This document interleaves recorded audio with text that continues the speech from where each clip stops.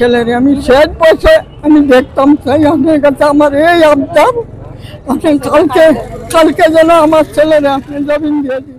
শেষবারের মতো ছেলেকে দেখার আক্ষেপ এক মায়ের।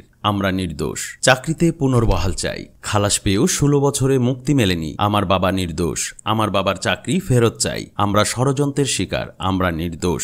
স্বামী ছাড়া সন্তানদের নিয়ে আর কতদিনের অপেক্ষা?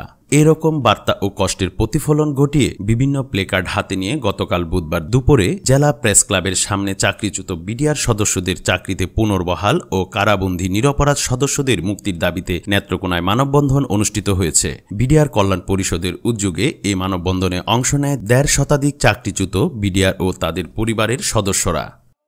জি, আমার বাবা এখনো জেলখানায় আছে। উনি 7 বছরের বিডিআর বিদ্রোহ থেকে ওনাকে 7 বছরের সাজা দেওয়ার পরেও উনি এখনো বিস্ফোরক একটা মামলা নিয়ে ওখানে আছে। ওনাকে এখনো ছাড়া হয় নাই এবং ওনাদেরকে এখনো কোনো আদালতে নেওয়া হয় না। হ্যাঁ, ওনাদের কোনো বিচার হচ্ছে না। আমার বাবা বৃদ্ধ হয়ে গেছে, আমরা ওনাদের মুক্তি চাই। আজকে আপনাদের মাধ্যমে এই সরকারের কাছে আমরা জানাচ্ছি যে আমাদের স্বামীরা চাকরি যারা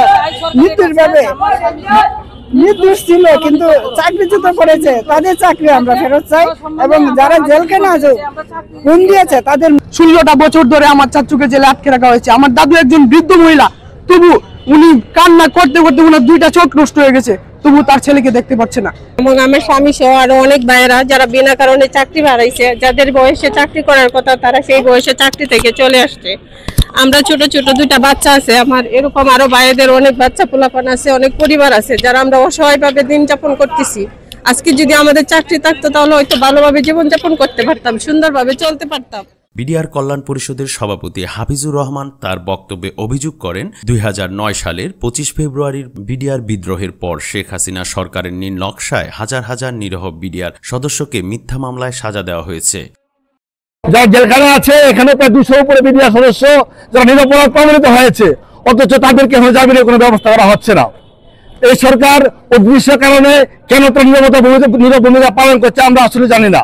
আমরা আপনাদের মাধ্যমে এই সরকারকে জানাতে চাই আমরা সম্পূর্ণ অসহায়, সম্পূর্ণ নির্দোষ।